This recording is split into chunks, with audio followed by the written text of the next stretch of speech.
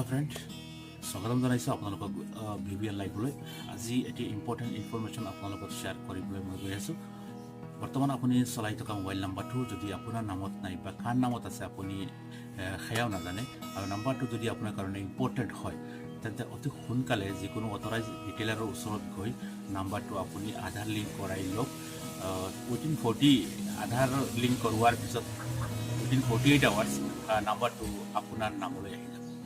ইয়াৰ উপৰিও আধাৰ লিংক যদি আপুনি কৰা ইয়াৰ দুটামান অসুবিধাও আছে আপুনি কেতিয়াবা যদি আপোনাৰ চিমখন বেয়া হৈ যায় বা হেৰাই যায় আপুনি অতি সোনকালে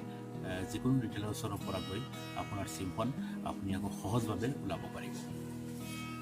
ইয়াৰ উপৰিও যদি আপোনাৰ আধাৰ কাৰ্ড নাই আৰু চিমখন আপোনাৰ কাৰণে ইম্পৰ্টেণ্ট আৰু কাৰ নামত আছে আপুনি সেয়াও নাজানে তেন্তে আপুনি পৰ্ট কৰিব পাৰে আপোনাৰ নিজৰ ডকুমেণ্ট জমা দি বেলেগ কোম্পানীলৈ আপুনি পৰ্ট কৰিব পাৰে আৰু এনেদৰে পৰ্ট কৰাৰ পিছত যেতিয়া নতুন কোম্পানীত আপোনাৰ নাম্বাৰটো গুচি যাব তেতিয়া নিশ্চিতভাৱে এই চিমখন আপোনাৰ নামতে থাকিব এই কথাখিনি শ্বেয়াৰ কৰিলোঁ আশা কৰোঁ আপোনালোকক বুজাব পাৰিছে যদি ভাল লাগে শ্বেয়াৰ কৰিব আৰু যদি কিবা জানিব লগা থাকে নিশ্চয় কমেণ্ট কৰিব মই উত্তৰ দিয়াৰ চেষ্টা কৰিম